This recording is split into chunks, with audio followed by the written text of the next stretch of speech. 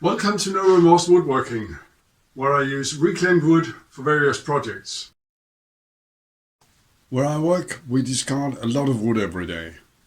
I think it's a shame to let all of it go to waste, so I've asked permission to take home the pieces I want.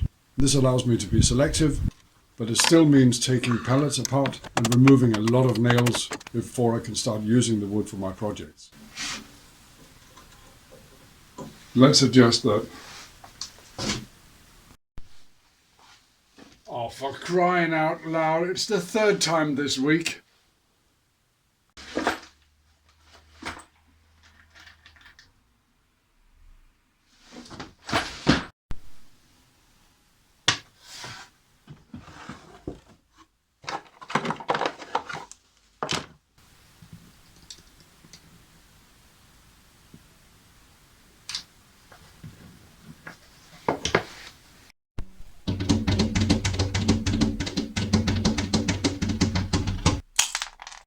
Gotcha, you bugger.